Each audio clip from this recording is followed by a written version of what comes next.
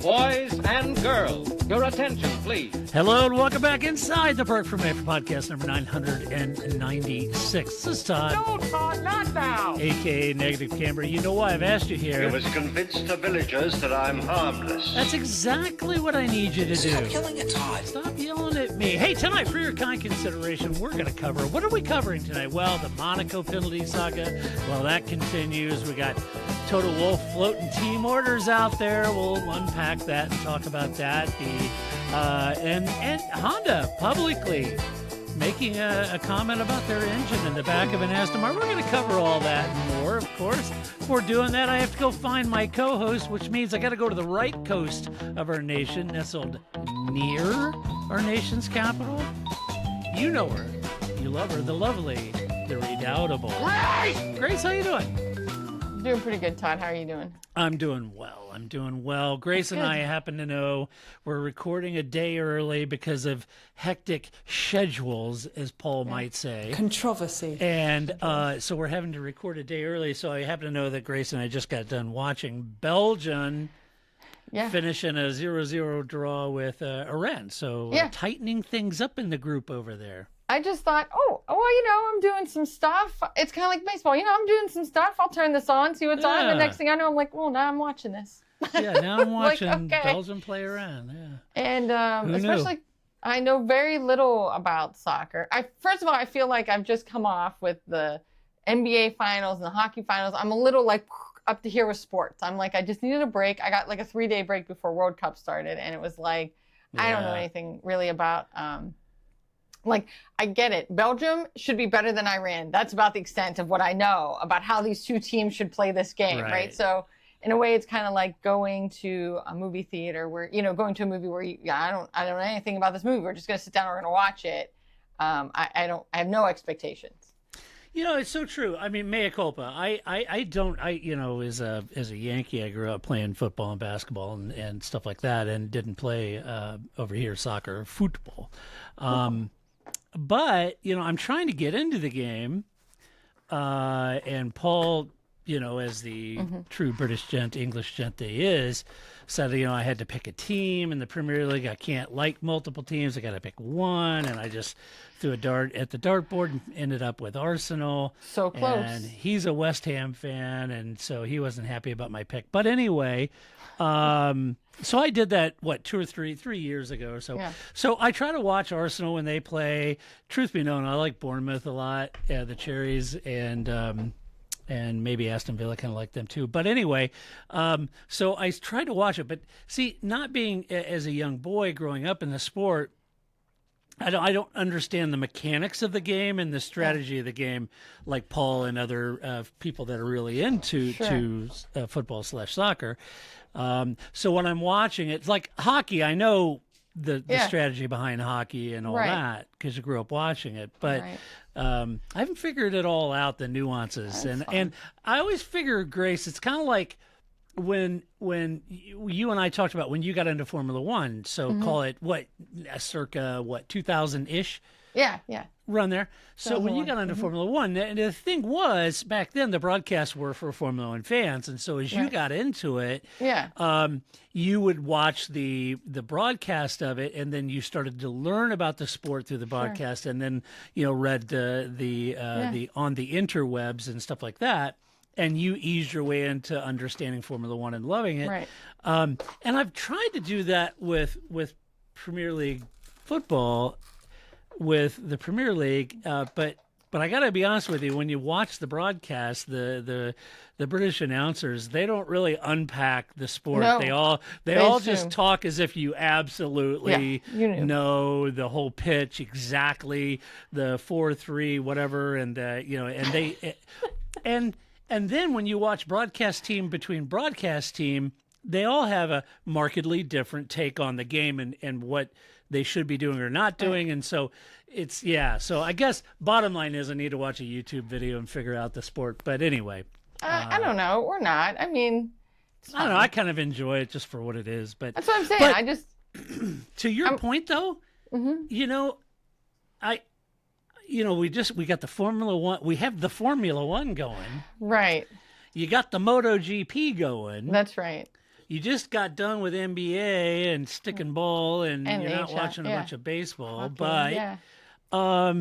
the other thing about it is I just got done with 24 Hour Le Mans. That's right. Right. I got IMSA races coming up, and I have the Tour de France. So I don't cycle. I'm not a bicyclist. I've been watching the Tour de France for, I don't know, 15 years now. I love the Tour. We're running a Formula One podcast. None of us I know. have been Formula One drivers. It's fine. Like we all watch sports that we never played. I mean, that's just how true, that goes. true. So, but I do love the Tour.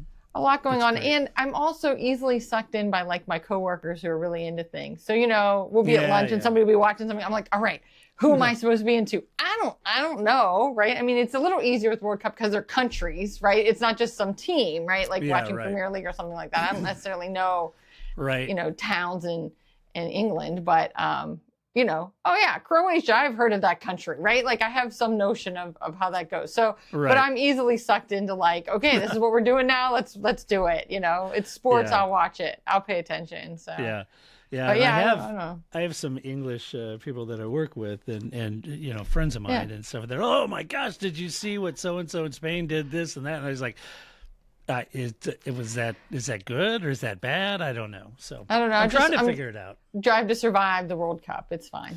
Yeah, that's what they should do. Netflix should do a Drive to Survive with the World Cup. I mean, especially because you have so what is there, 48 teams or whatever. I mean, you have so many storylines to follow. So it would be fine. But a lot of storylines. And so I'm here for it. I'm here for it, and it's nice to kind of watch a sport that I'm not heavily invested in. I'm just enjoying it. It's fine. I'm enjoying it for what it is. All right, let's jump to some Formula One news. I know everybody's sitting there going, "Get to the show! This is the show! This is the show, folks. This is a sports podcast, people. Listen, they're all watching. They just got done watching the game, too. It's fine. They did. What else are you doing on a Sunday afternoon? They were watching the Belgian game. Yeah.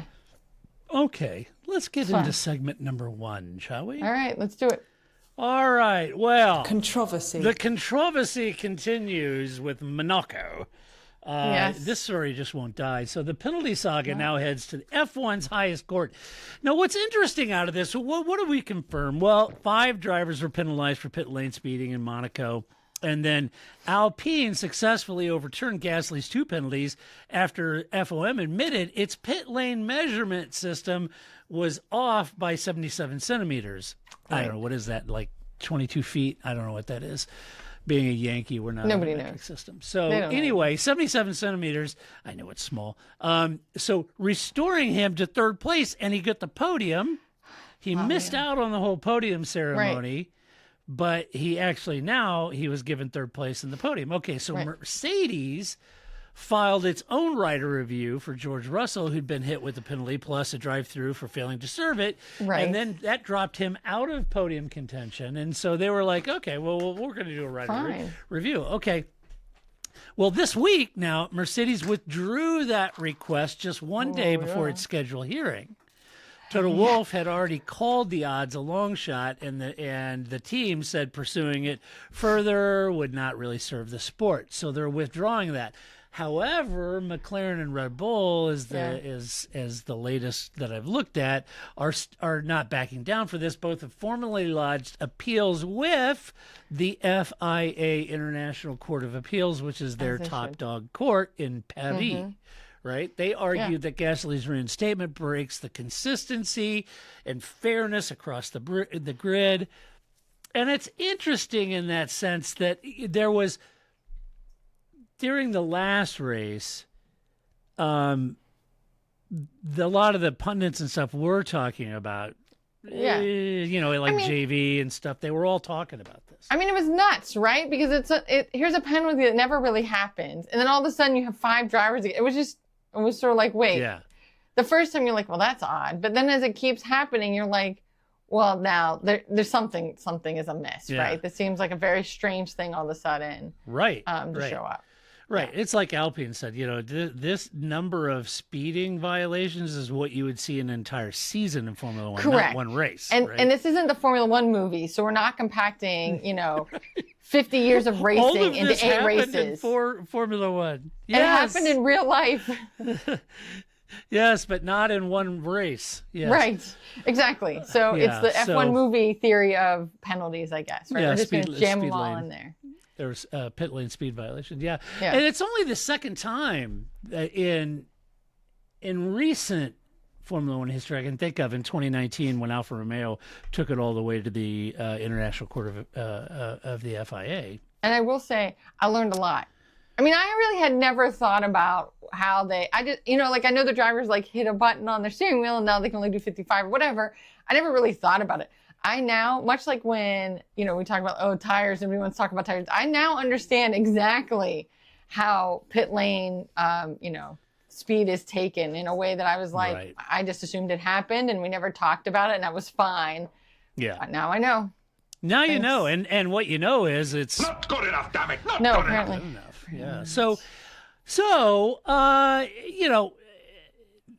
here's some context. Okay. So the fact is F1 kind of created a result that can be appealed by apparently not equally corrected is the challenge. And that was what they were saying in Barcelona. Yes, right. You Right. got a speeding ticket. You paid for it. I didn't pay for it. The state's like, oh, both of your speeding tickets were in a mistake, but we're not going to give you your money back. Yeah, Right. you're going to be mad.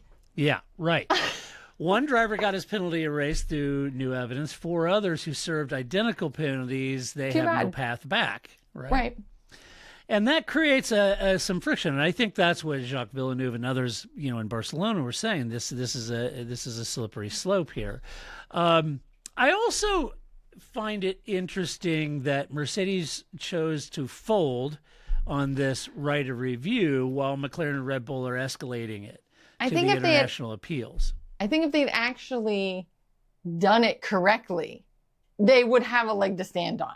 Right. But I don't think Mercedes can go forward in the same way that the other teams can, because their penalty Yeah. was a double penalty because they didn't serve the penalty the first didn't time and had to serve go it, back yeah. around. So Yeah, I think had they not messed it up, they would be in the same place, but I don't think they can.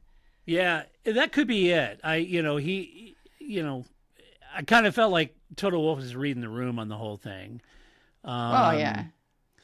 And,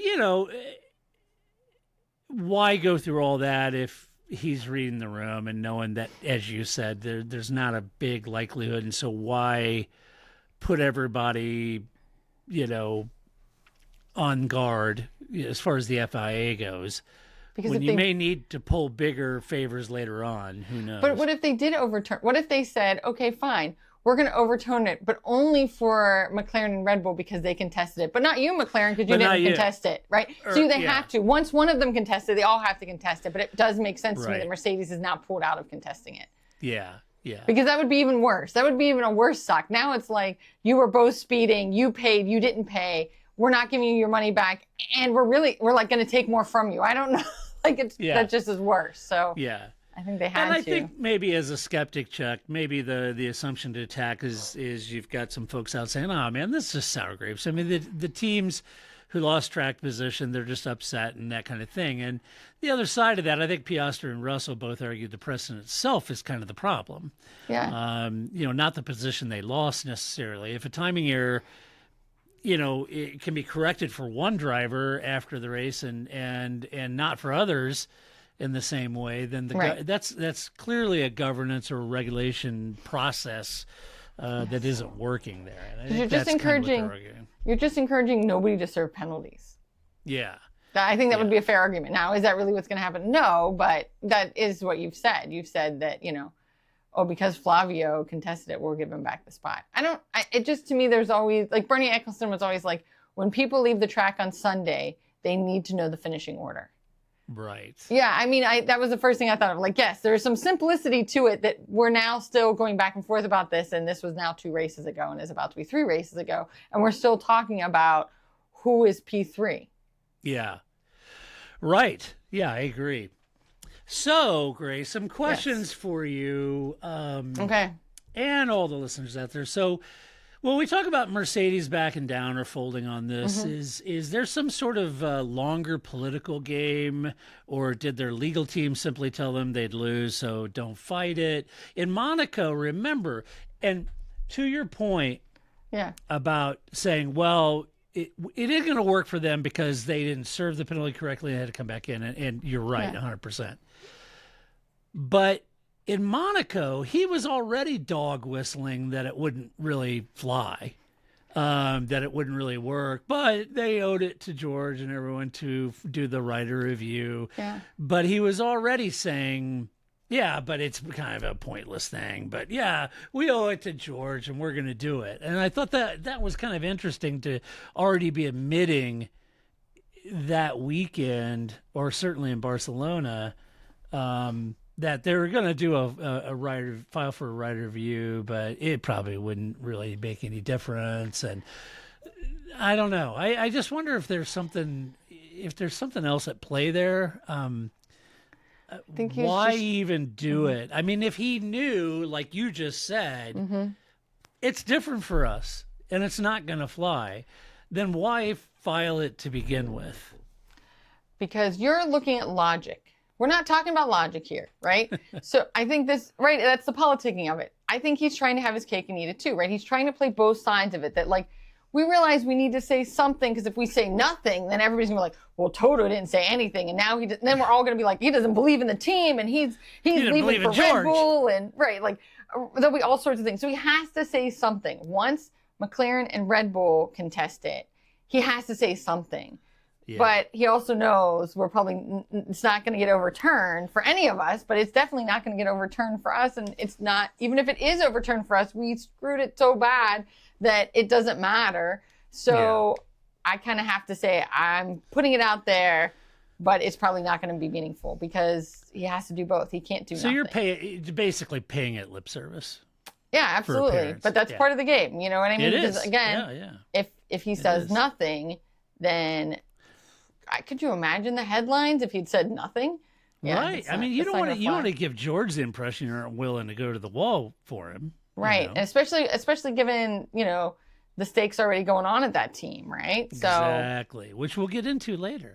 Yeah, right. So he's kind of stuck there that he has to say something, and that's part of his job. That's why he's paid the big bucks. That's to kind of play every angle of every political thing. He has to come out and say something, but also can't be like, damn it, we're doing this and we're going to win hell or high water, because that's not the case. Right. Either. See, that's why he's a billionaire. Yeah, and we're just two yokels doing a podcast. So exactly. Exactly. What do I know? Nothing. I'm just saying, but yeah, we kind of got stuck there. Yeah, I mean, if he didn't, you'd probably have George saying, what? What? Yeah. If the International Court of Appeals you asked for miracles, I give you the FIA. If the International Court of Appeals sides with McLaren and Red Bull, does Gasly lose his podium retroactively? And what does that do to the championship standings? That will be interesting. They have to. Do we know when they're meeting? Is that? They have to figure this out soon. It could take a long time. Right, and that sucks, right? Like if this is another, what we have like 2 races and summer break or something like that. You know what I mean? Like if this takes a month. If they come out late September, October and say, yeah, we looked at it all and so that's probably right. And we side with Red Bull. And now Gasly has to send the trophy from there to whomever, So, that's. And Flavio, could you? Oh. See, I think I think that's the other thing too, right? Is like Flavio is an evil genius, right? Yes. Exactly. Like when this came out, I was like, of course, this is why somebody's paying the big bucks for Flavio Briatore. This is why, right? Like I was just exactly. like, that he was like, oh, you know what? Let's try this, and nobody else tried it, and they gave it to him. So right? Got him on the podium, scored big points. They needed him. Yeah, so I think that this is why is why Alpine hired Flavio Briatore, even though he didn't want any of these jobs, right? He just wants to be on a yacht somewhere retired. But this is it, right? And so I think I don't think anything else is going to happen. I think yes, Pierre Gasly will have his third, and that'll be it. Confiscated over tax issues. And then put on the market, and Bernie Eccleston bought it. Oh, I think you're right. I think we covered that's that what story. happened. That's Yeah. great. If love memory that. serves correctly, I think that's what happened. His yacht was blue something. It was Yeah. a big yacht, so it was a lot of money. Of course. It got confiscated, I think. I thought it was over tax issues. I could be wrong.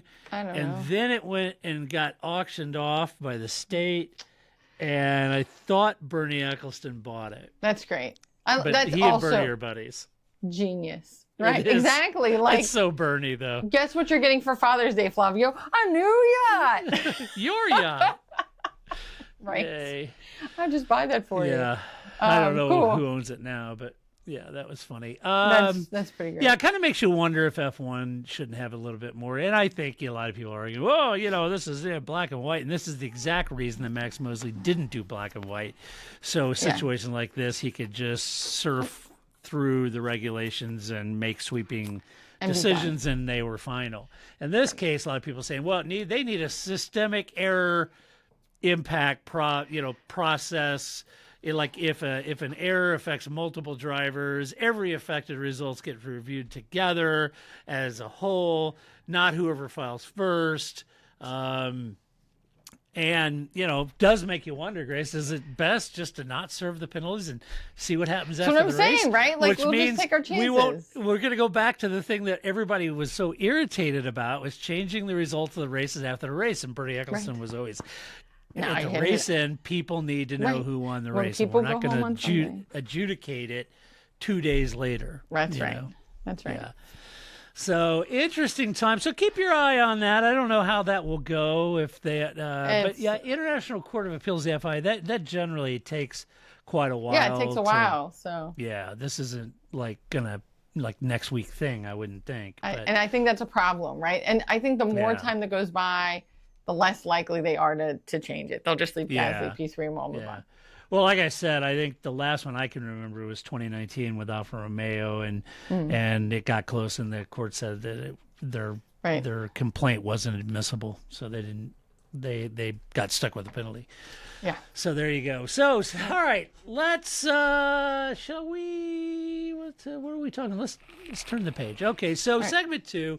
Look, if he smells blood, he goes after it, right? This is what Toto Wolff says. He kind of floated some team orders ideas out there this week. Whoop.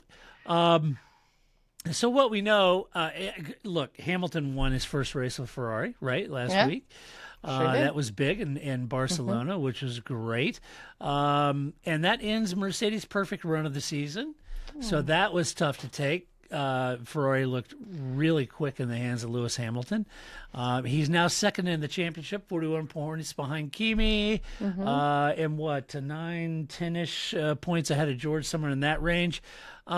Wolff said plainly that Hamilton is absolutely a title threat. His exact words were he'd rather not fight him for a title because he knows what Hamilton is capable of, and that once Hamilton smells blood, the train starts rolling, and it's very hard to stop with Lewis. So he knows he's a known entity, right? Right. Wolff also sort of commented right after the race that Mercedes probably lost 5-6 seconds of race time with Russell and Antonelli fighting each other, and he'd rather than focusing on Lewis, he felt they need to look at that as a team because those are vital seconds they lost in intra-team battle while Lewis was closing in on both. So Wolff said that the team now needs to discuss whether to intervene in future races when a crooked driver's held up, et cetera, hint, hint, nod, nod, wink, wink. Who knows? But the context, I think, is kind of interesting on it. You've got a team principal, Grace, openly admitting that an external threat in Lewis Hamilton may force internal rule changes within the team, and imposing it on the two drivers that so far they've allowed to race. Right? They didn't want to get into that papaya slop. I know. I love this so much more. I love that the papaya rules, the silver war, is way more interesting to me than papaya rules. Right? Like this is more fun now that it's somebody else's garbage to deal with. Right? Like good luck, Toto Wolff, because you can't have either. Right? Like this is the same problem McLaren had. You either have to say you're Michael Schumacher, you're Rubens Barrichello, and that's it, or you let them race. This sort of like we're 1 foot into the like we have a number 1 and number 2 and half into the like we're going to let them race. Guess what that leads to? Chaos. You can't have it both ways, especially because we're not even midway through the season yet, right? Like it's a little early still, as much as Kimi Antonelli has pulled away already. Yeah. It's still a little early to be like, that's it, you're the number 1, you're the number 2, right?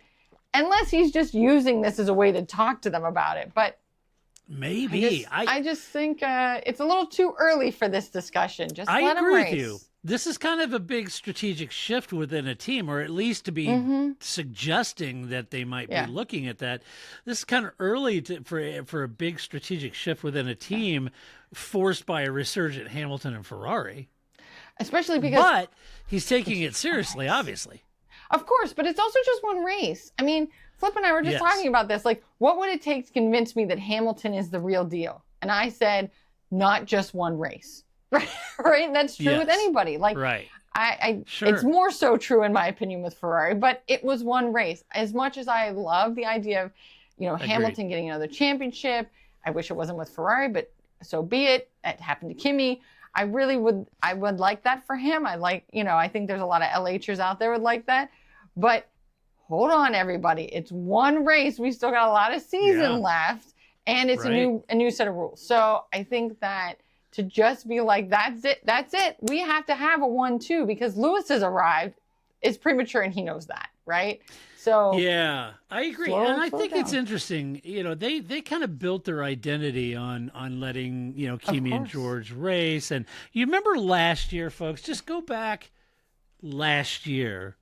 And find Toto's comments about papaya rules and Zach and what's going on. I mean, he wasn't overly harsh about it because Zach is a customer of his, but he kind of approached it as, this sort of Delphic oracle, sage wisdom on, on how to manage this, and papaya rules is a little silly, and I'm paraphrasing, but he was kind of implying that because they learned their lesson back in 2016 with Nico Rosberg and Lewis Hamilton. Now accelerate, and now you've got an all-on, hammer and tongues war between George and Kimi, and you get one win basically by a resurgent Hamilton and a Ferrari, and I got to be honest, that's kind of admission that the dominant car that Mercedes was is no longer dominant enough to absorb internal point losses, right? And I think that's kind of an interesting situation for Mercedes. Yeah. I agree. I don't think that they quite know how to handle this. I do love that every 5 minutes they kept mentioning Rosberg and Hamilton, right? Like they've been through this before with Rosberg. I was like, first of all, it was a totally different situation. That would be like saying, we've been through this before. Don't you remember Valentino Rossi and Jorge Lorenzo? Well, they built a wall between their garages. It was a very different inter-team battle than most teams go through, right? So I think that helps, but not really. I also want to believe the conspiracy that he just has a bunch of kill switches now, right? Like, oh, we have a problem? Sorry, Kimi, problem solved. Who needs team orders when I can just flip a switch and your engine dies, right? Like, McLaren, you're doing too good. That's it. No more McLaren. Oops. So there's just a kill switch built into all the McLaren. He's like Dr. Evil up there. Exactly. He did learn. He did learn from Rosberg and Hamilton, and that is building a kill switch into all the engines. He's sitting there with Mini-Me. Lies. Oh, lies! Yes. His cat. Yeah. Yeah, exactly. The cat. So, yeah, it's interesting. I think my take on this is that I think deep down, I think Toto respects Lewis a lot and enough to fear him, right? Sure. In a resurgent on-song car, if Ferrari's car is on song and has reduced the gap, then Toto very legitimately has a good reason because he knows Lewis. He coached him to 6 titles, and he knows him well enough to fear him as a competitor. So I just think he's probably paying homage in the press to that and kind of talking that they're going to have to be on their A game. You might say, well, team orders are an easy fix once Mercedes decides how to use them, right? I don't know about that. I think you got think so. Kimi, who's building his championship credibility, leading the championship. You got Russell, who spent years waiting on a car good enough to win a championship. Asking either of them to defer, I think, risks the kind of Rosberg, Hamilton sort of resentment to blow up publicly during races and hamper Mercedes' overall title, contention. Yeah. So I think they got to be careful there. You'll recall last week I said on the podcast they shouldn't monkey around with it. The bottom line is if Ferrari's on song and we know Lewis can drive, so if the Ferrari's on song and Lewis is a legit contender, you got to unleash Kimi. I'm sorry. Yeah. Kimi is an absolute tiger at this. He attacks every corner. He goes after it. And what better way to hone his racecraft if it's a 19-year-old future champion than going head-to-head with the 7-time champion and let him go after it. Absolutely. I mean, I think the thing is that George and Alonso, their friendship just got tighter, right? Yeah, right. So, right, exactly. Timing, right? Like, and it's super unfortunate in Formula One. I mean, it can happen in any sport, right? It can happen in any of our careers. But Formula One, because there are so few teams, there's just so many few seats. So, I mean, we talk about this all the time when people are like, well, couldn't somebody go to another team? Could they? Where are they going to go? If George is unhappy with Mercedes, where is he going to go? Haas? I mean, there's not even a seat at Haas, right? So I think that's always kind of, you get stuck in these positions and you got to go with what. It's better to be a Mercedes losing to Kimi than winning, I guess, somewhere else or doing well somewhere else. Right. So, Grace, question for you. Yeah. If Mercedes does start managing Russell and Antonelli, who in your mind gets priority? Kimi Antonelli. As it stands now, Kimi Antonelli. You'd go with the championship leader, not the much more experienced driver. Correct. It always has to, because it's always about your points. Yep. And it's about your team points. And so you would back Kimi. And I also realized that I like to always call him Kimi Antonelli because inevitably I'm going to call him Kimi Räikkönen. And that's going to continue to be a problem, just like it took me 20 years to not call him McLaren Mercedes. So absolutely, they're going to have to back Kimi Antonelli. Right. Well, let me ask you about Ferrari. So while Fred Vasseur has sort of, urged the team to stay calm about any title fight or anything. That's also his job. Does Hamilton's run change how Ferrari manages Leclerc? Well, they got to get that. I mean, Leclerc was hot. I feel like in my head now in meetings, when he goes, this, because usually he's like, oh, it was my fault. Leclerc is very differential to like, oh, I'm an idiot, right? And he was just like, I'm not taking the blame for this with some expletives. I'm like, I hear that in my head, right? Like, I'm in a meeting and I'm like, I'm not taking the blame for this one. So Leclerc is hot in a way that we also haven't seen. And that's only going to get worse if Hamilton's pace is real. That is going to be worse for Leclerc. So now you are looking at more of a Rosberg Hamilton situation than you are, Kimi Antonelli and George Russell. But I think that if Lewis somehow is now successful and Leclerc continues to not be successful, that's your problem. I would be very think that's concerned. the key, Grace. I think that's the key. Right now, I wouldn't see why you wouldn't, because Lewis is driving very, very well and very competitive in this chassis and this power unit. And Charles is really struggling, period. Yeah. With brakes, with everything else, right? If Charles was doing as well as and running nose to tail and tail to nose with Lewis, that becomes more difficult. But right now, he is not on that pace that Lewis showed in Barcelona. As you said, it's one race. It's one race. Let's see how in Spain, let's Yeah, this is everybody calm down. It's just we'll see. I mean, and to be I'm not honest one with to you, calm down, but yeah. Yeah, and to be honest with you, Austria is a unique track unto itself, right? That's a unique situation. Which, by the way, Grace, you're going to be joining me for the race review because Paul is going to be at Spa-Francorchamps. Because if he could get his priorities straight, he'd be here to do the show that he does for Zeros, right? Just kind of shows you where his loyalties lie. Jerk. No, it'll be fun. So yeah, just prepare yourself, people. You give me 2 weeks in a row. Yeah, 2 weeks of grace. Yeah. So anyway, all right. Well, let's move on and turn the page.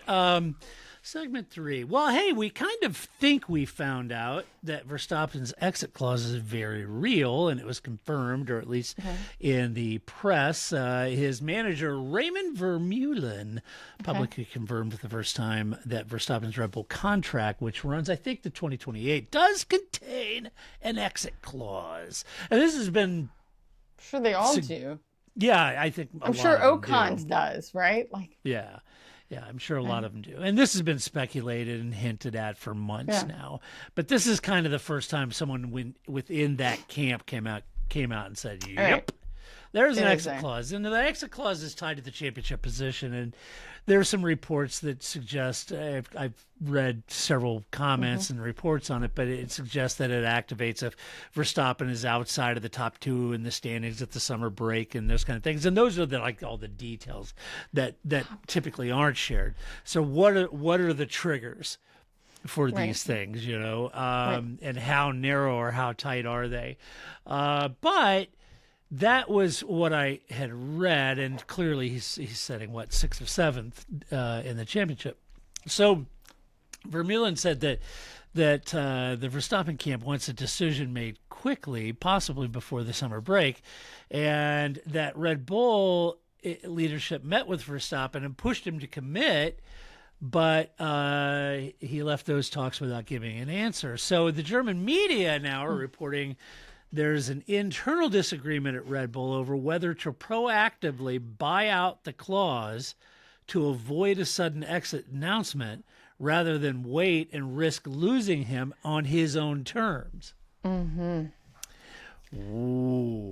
Who signed this? When we talked about this a couple weeks ago, who in Red Bull thought outside the top 2?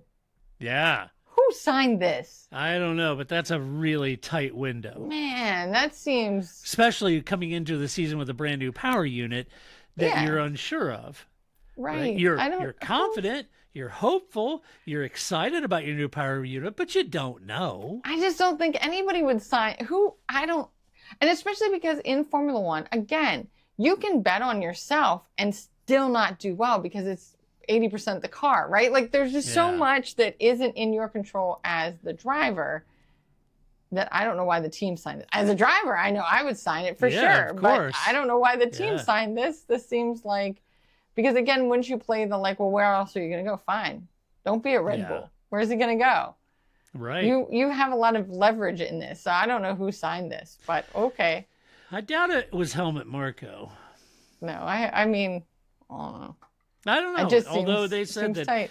They said that he did some deals, with, I remember during the Horner thing that it kind of leaked out in some press that maybe he had done some agreements or something with the Verstappens that Horner wasn't privy to, and that created some friction, if memory serves correct. But what team were they running over there? That's great. Clearly it's a team that restructured. Now they have Laurent Mekies. That's right.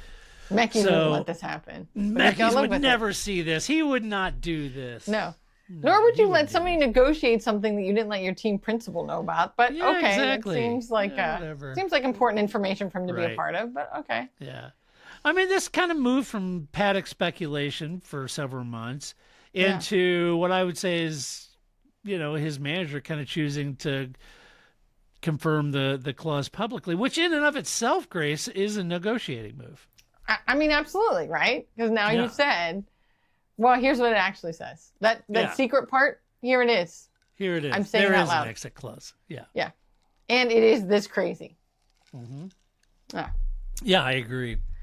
So there's that. Where a 4-time champion would go in a driver's market that's tight, I don't know. Mercedes, McLaren, SMI, all of them have hinted they'd be interested in the Aston Martin unique driving stylings of one Max Verstappen. I kind of feel like if he left, would he just go into sports car? I don't know. I think if he leaves, he's leaving. I don't know why. Yeah.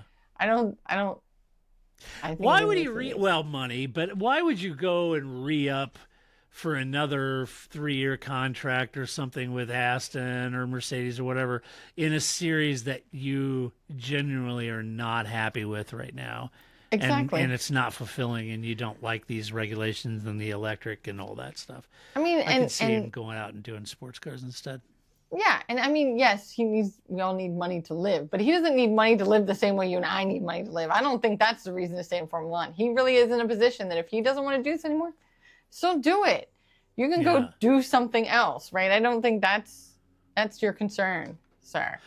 Yeah, I think the idea that Red Bull might buy out its own exit clause is the more interesting story out of this.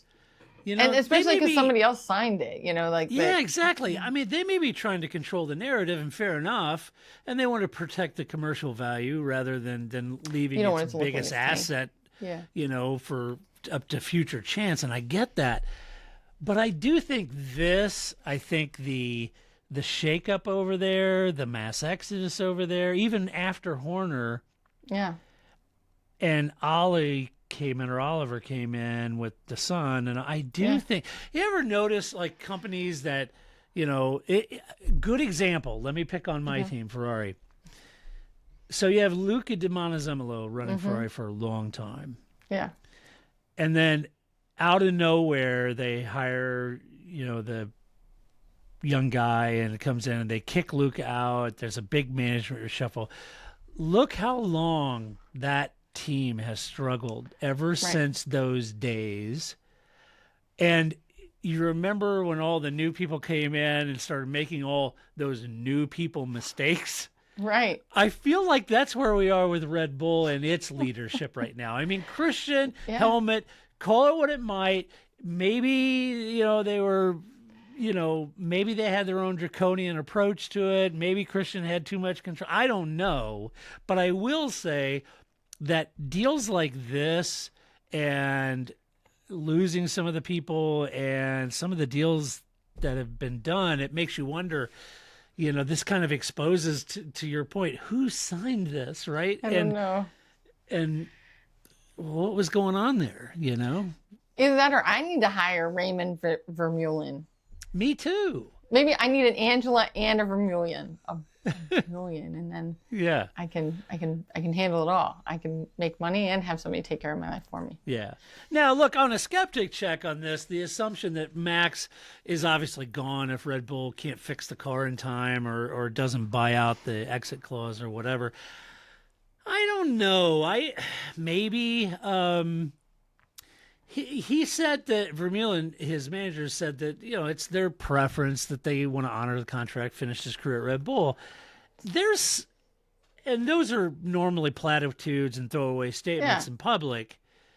But I have to think some other exit clauses have come and gone over the last 12 or 24 months that Max didn't execute on and could have. Right. Right? Yeah, we don't know. I don't know, but that would be my guess. I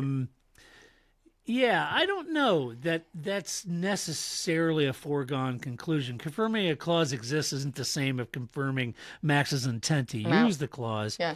It's just, I think there's certain elements about that program that Max is comfortable with. Yeah. He likes, he feels comfortable there and those kind of things. And that carries a lot. You look at Lewis's struggles last year. You look at, when Alonso went to McLaren. You look at, the struggles Pierre's has at Alpine, George is having at Mercedes. Or Carlos at the 12 different teams he's been at, right? Right. Look at the struggles that Charles having, those kind of things. And Max wouldn't consider him, of course, Max wouldn't consider himself an equal or on par with any of those drivers. He would consider himself a far better driver. But I do wonder if he would execute that clause over the summer. I don't know. Yeah. Hard to know. If he does, he very well, I think the struggle that Aston Martin's going through is massive. Yes. But I could possibly see him upping at Mercedes with Kimi Antonelli. I've done it to you. Yeah, That's finally right. got me with Kimi Antonelli. That would be brutal. Talk about managing driver friction. Woo! Why would I mean that would yeah. I mean for us that would be great to watch. For the Yeah, team, yeah. I would not want that. I wouldn't want that either, but who knows? But yeah, I think And I don't so. know if Toto would want to pay that kind of money. He didn't with Lewis, No, and but- he may not want to pay that because he's got Kimi. You know? yeah, right. He has a He future. may not Go want somewhere to. else. So, sometimes you think about that. I mean, Ferrari, they could see what they could do this year with Lewis, and I don't know. I can't remember when his contract's up. I think could be. Is it the end of this year or next? Anyway, yeah, I don't know that there's a lot of great places other than Aston and Lawrence's money, but we'll get into that in a minute. All right. I think that would be. I think this is all just the usual politicking, right? Like, yeah. I don't think there's legs to it in anything. I don't think Verstappen's going anywhere. Yeah. I think this is just. Do you think Raymond Red Bull, Vermeulen. for the so section, do you think Red Bull will spend the money and buy out the cluster? Or do you think they'll just bet on the Austrian upgrades to convince him to stay? What do you think? I think they're gonna wait. I can't. Do I ya? don't even know how. Yeah, because it's not like it's gonna be here's $2 and we buy out your exit clause. Like that's No, it's expensive. sure. So you're gonna Yeah. drag that out as long as you can before you do that. So I think, yeah, especially if you really think Austria, if you're bringing upgrades and it's Austria, it's your race. You don't the PR from doing it there would be terrible. Just wait. You Yeah. know. So I don't think it's. But I don't think it's. I don't think they will buy him out, and I think he'll stay. Do you? So if the summer break deadline passes and there's no decision, you think neither of them will blink first? No, because I think the other side. I don't. Okay, so I was just speaking to how I can't believe somebody at Red Bull signed this. Verstappen also has to know this is nuts that they signed this. Yeah. I mean, and again, not on the betting on yourself. Of course, you think you're great. You wouldn't have made it here if you weren't great and you didn't believe in yourself like that. Yep. But there's so many other factors that lead you to be great in Formula One. There are plenty of drivers that are great and never get World Drivers' Championships. Like being a Dan Marino in Formula One is very common, right? Yeah. It isn't the only thing that gets you somewhere in this sport. So I just think you would also be foolish to say, you didn't meet that, so I'm leaving. Yeah, do pretty we really tight. think that Max genuinely wants to win somewhere else? No, I Red don't. Bull? Because I just think how hard. Inertia is hard for all of us, right? Many of us Yeah, stay in yeah. jobs because it's hard, right? And you don't want Yeah. to go somewhere else, and somewhere else may be terrible, and then you have to look for jobs. It's like you already Yeah. know this is the only team you've raced for. It would Right. have to be. It would have to be either like a Ricciardo situation where the ethos of the team wasn't working out for you, so you Yeah, went to right. Renault. It was a better ethos for you. Or Right. you were Lewis Hamilton and you need to get another championship because you're old. You're not even almost Yeah. old. You are old and you don't have time to wait for Toto Wolff to get his act together. Right. Those are the only two reasons why you would leave Red Bull, in my opinion. I don't think there's any reason why he would leave to go to another team. Now, leave to go to another sport, that's a very different thing. That's But a I different think thing. just Yeah, leaving to go race at Alpine or Haas, or why would you do that? You're already No. in one of the best teams. Why would you go to another team where you'd have to relearn everything, and which will have a learning curve? Even if you all are great and you all gel together, there's still a learning curve, right? Yeah. It's No, I it's agree like with being you. a co-driver, right? Like it takes a while Yeah. for you to get okay, the driver wants the directions here, and this is, okay, and it just takes a bit to build that rapport on a team. Yeah. Why would you go through that again? You have. Yeah, I don't know. And with GP leaving and all that stuff, I don't know. But I could see. I'm kind of your thinking though. If he does leave, I don't know that I'm 100% convinced it'd be to another team like McLaren or Mercedes or I whatever don't see where that's. I don't. versus another sport. I could almost see him going to another sport. But I agree. I think he would Like be great in a WEC. sports car. Yeah, exactly. Yeah. I think Yeah. he would be great, and it would be fun, and he'd have fun. And Yeah. we get to see that side of him that is actually fun, right? Right. He's a pretty fun guy. And so, yeah, and then and then the schedule wouldn't be as tough. He could spend time with his family, Yeah, right. It would be a much more manageable life. There you go. All right. Well, let's turn the page on that one. Go to the next segment. So, Honda admits it in public. Grace, Aston Martin has failed expectations, and the maybe the budget cap bill is coming due. I don't know, but what we do know is that this is an interesting story. So Honda issued a statement this week through its channels and press or whatever, saying that the result of Aston Martin have not matched their ambition this season, and that HRC president was personally visited the UK trackside operation to deliver that sort of message. Right, I'm paraphrasing that.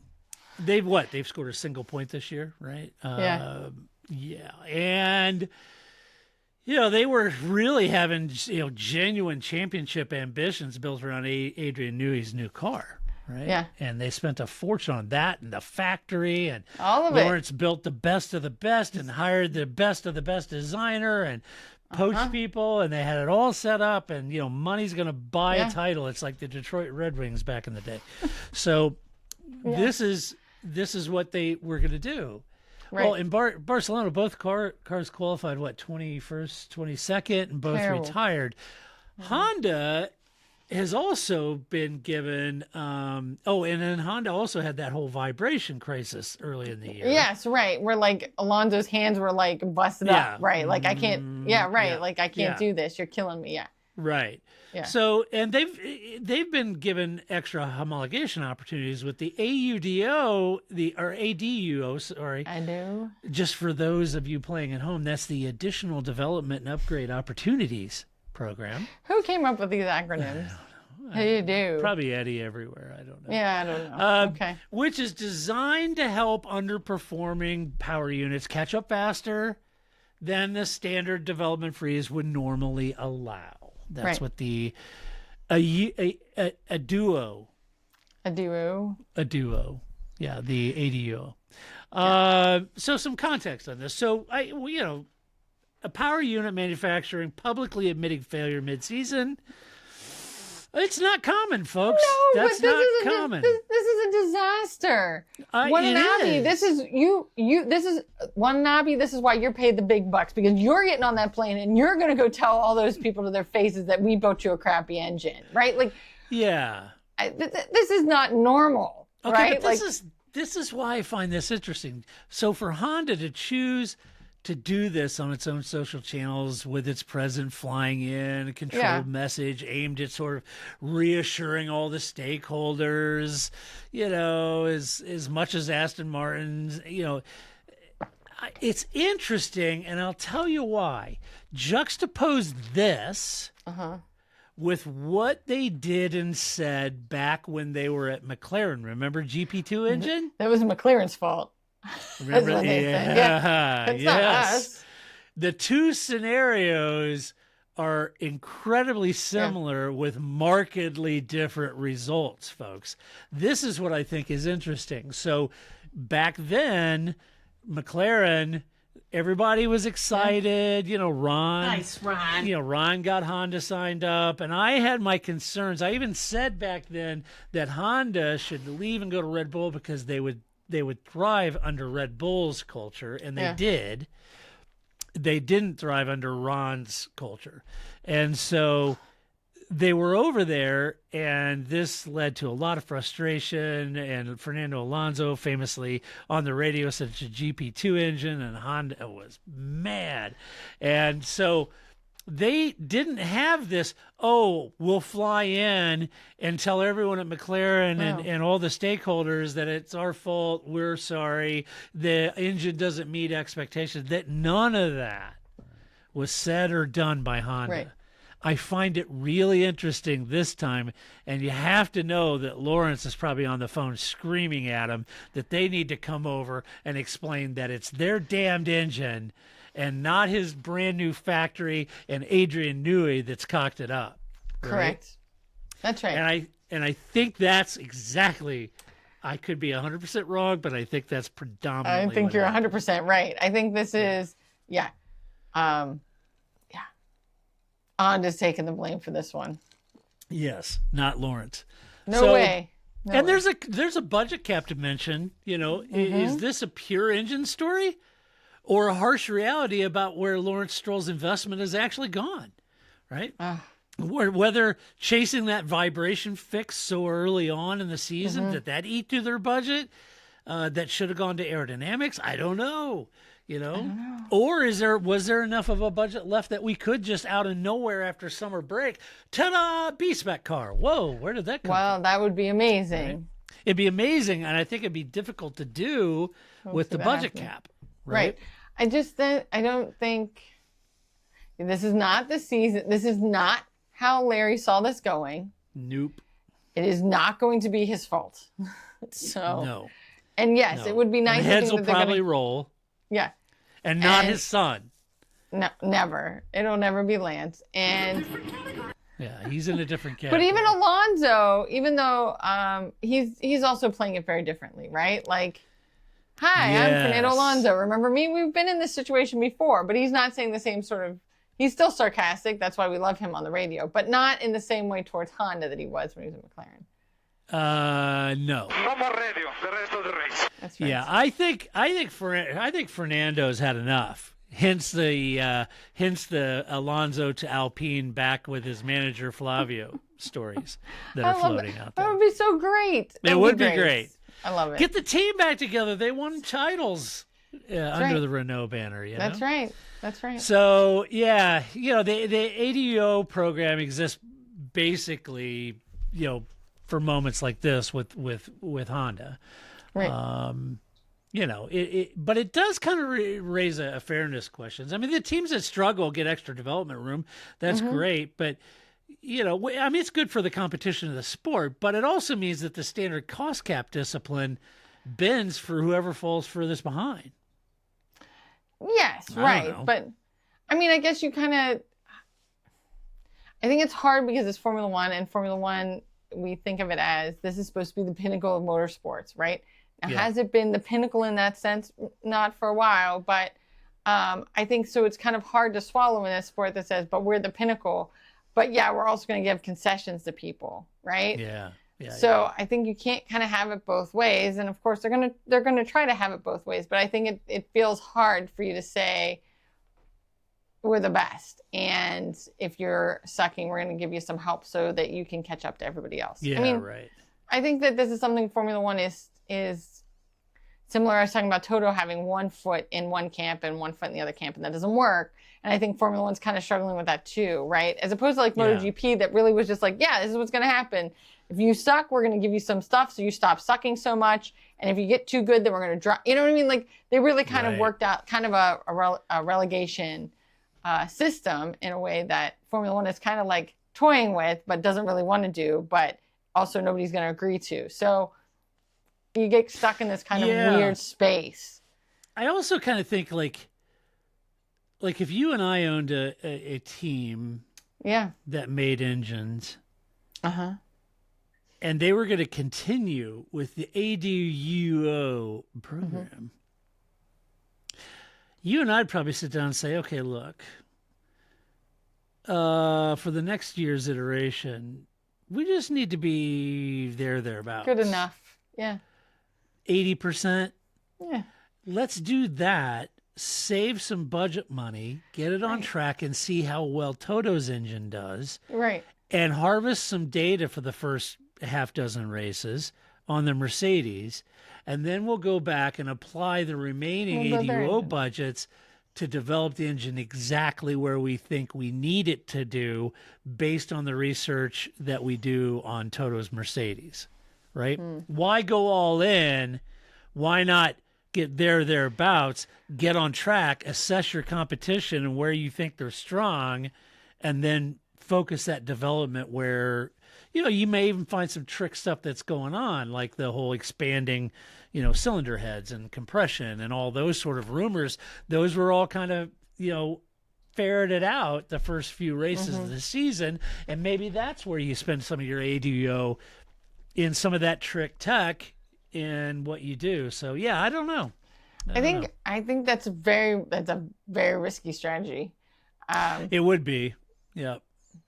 You could do that. I don't know that I don't have the guts for that, but you could do that. But yeah, that seems risky. Yeah, I just think it's weird, Honda, having a public accountability moment. That's a little strange. They have to. Do they want Larry to have it? They do not. Yeah, no. I mean, like, those Larry are your choices. Either, Yeah. Watanabe gets on a plane and apologizes, or Larry's going to apologize. Right. You pick which one you want, Honda. Yeah. It's not going to be Larry. My plane leaves in 2 hours. I know. Interesting. All right. Well, that's our news. Let's shall we crack in to a little bit? We'll do it live. A little Alvin's Cats. Why not? Seems like what we do. It's a shit box. All right. What do you got?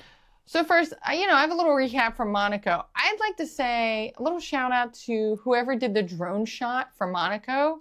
That was great. I'm all in on that, and especially because it's such a compact track, right? So you could really do that. Like not every track, like Aston, you really couldn't do that. It would be nuts. But a track like that, you can. But it was like real life. I love watching the dots. It's great, and it's like real life watching the dots, right? So I was like, this is great. I was so excited for that. They need to do that more often. Good. Or just show that, like that I could just have that. Instead of the dots, I could have that just shot continually of the drones and have real life dots. I also love that at Monaco, you also have just regular cars. Just driving wherever they're going today, Sunday grocery shopping while the race is happening. That I also love that juxtaposition that you don't get at other tracks because, of course, they're not in center of the city, right? But in Monaco, people are just like going about their day, and right there's the race. It's fine. I'll be back, honey. I can get some shallots. I'll be back. Yeah. Oh, I get some capers. There goes Lewis. Yeah. Imagine that, right? So I love the dots, but I also did love that it just picks up regular traffic, and it's great. Like, don't get on the 405 today, honey. It's gonna be backed up. Why? There's a race. There's a race. Damn it. So it was great. So whoever's idea this was, this should always happen. And if it's a compact enough track, we should do this all the time. I loved it. It was great. It is great. I did like, so there's always been this consternation about how the drivers snitch on each other, right? Like, I just watched him go off the track 5 times. Didn't you just see him? Right? Like, that happens all the time. I like to tell people, it's not, in Formula One, it's not snitches get stitches. It's snitches get riches. This is the way it works, people. That is your job. You are the eyes on the track. Right. You are, of course, going to say, didn't you see that guy do that? This happens in other sports. It's just that they can talk to the referee, right? Like, if it happens in basketball, you point at the guy and you point at the ref and you're like, didn't you see that? Well, they can't do that in Formula One. So the drivers are always like, I just saw George go off the track. There he goes again. There he goes again. Right. So enough. Snitches get riches in Formula One, and this is how it goes. And we can stop talking about that now that they're just always ratting each other out. That's how it works in racing. It is. It's great. I also we touched a little bit. I think we were all very excited for LH. I think that I don't know how you couldn't be emotionally moved by him winning and how joyous he was. And I also would like to thank that his new race engineer gave yet another great thing that I can now yell randomly at Flip. Thankfully, this is why I feel that when I got married, what I didn't know was that you now always have somebody with you when you see things, so that you could be like, oh my God, did you see that giraffe? When you're single, you often see the giraffe and there's nobody else with you, and you're like, crap, I didn't get a picture. Nobody's gonna believe me. But now you probably have somebody with you who's like, holy cow, I also saw that giraffe walking down the 405, right? So that's a great benefit. But also all the inside jokes. So now both of us all the time, we just go, you're in the front anytime something good happens. You're in the front. You're in the front. It's great. So I'd like to thank Ferrari for giving us yet another inside joke that we can just randomly in public where nobody else knows what we're talking about. Although maybe they would, that would be funny too. But just to be like, oh, good job, you were in the front. They have some great ones. They really do. It was some great joy. I loved that moment. And it was very, very even kill and yet a lot of joy. Yeah. And then finally, as you mentioned at the top of the show, we did have a MotoGP race today. And well, not the most, exciting of races perhaps. But I hope you have your Nick Harris ready because your boy Marc Marquez is back. Oh, yeah. Does anybody have anything about Marquez? No. Yeah, so he's just going to win. I don't know. I love that they're making a story out of this. Like, do you think? Yeah, we really all thought, like, the man's got, like, an arm and a quarter. And at the end of you can see him, like, holding his arm. He's clearly in pain. He's still wiping us all up. Whatever, I know. He's a machine, my boy Mark. Yeah, although I did see that when he was at Spain, Marc Marquez was, and they said he was a retired MotoGP retired MotoGP rider. And I was like, did I miss something? I really believe Formula One, not that they had made a mistake about what his title should be, but that like, Mark, maybe he did retire and I just wasn't, I just missed the news. Yeah. I missed it. But did that happen? Right. No. They made a mistake. He is still racing. Maybe people wish he was retired, but maybe he's not. And it was great. That's great. I did also like that I don't know why MotoGP does this, but they do the sprint podium like out where the people are as opposed to like in the podium above pit lane, right? Yeah. And so they always have to drive the drivers out wherever the far reaches of the track is. And then this time they put the team, so it was the Ducati and Trackhouse, on like the things that they use to do the drivers' parades, like those big flatbeds. So it was just great that they're just driving around, there's, everybody like, but the team, right, as opposed to just the drivers. And they're just like jumping and waving and people just like, very excited. I was like, this was kind of fun too, to kind of like drive the teams around as well instead of just the drivers. Yeah. To get them out into the far reaches of wherever they had that podium. Yeah, it was pretty fun. There's Gigi at the front just waving at everybody. It was a good time. That is funny. So I like that. And we have Aston next week too. That'll be a good race before we get into their summer break as well. So well, there you go. Start watching. Good, Alvin's Cats. All right. Well, that does it for this podcast. That's what we think. Let us know what you think about these topics. I found them all interesting. I hope you do as well. You can share your opinion. Just go to theparkforme.com. We only report it's on the sign behind me. We only report the uninteresting stories. Of course, we agreed to these. These are the interesting stories. Yeah, of course, we all agree. So, you can do that. Share your opinion there. Also, a huge thank you to our Patreon supporters because we would not do this podcast if it wasn't for you. Yes. Seriously. Yes, seriously. Thank you. Seriously, Todd. Yes, seriously. We wouldn't. So thank you. And if you like the podcast and you would like to support us, you can do that by going to the website on the right-hand side, and right at the bottom it says support us, and you click on that. You can support us in multiple different ways. And if you're a Patreon supporter, you get this podcast and the video version of it with no ads in it. And so, that's worth it. So that's good. And then we'll be back next week to do it all over again. We're going to talk about the Austrian Grand Prix. I'll have Grace in tow, and we'll have fun breaking down the Austrian Grand Prix for you. Yeah. So until next week when we come back to do it all over again, this is Todd, a.k.a. Negative Camber, saying so long, Grace. See you next week. That's it, man. Game over, man. It's game over.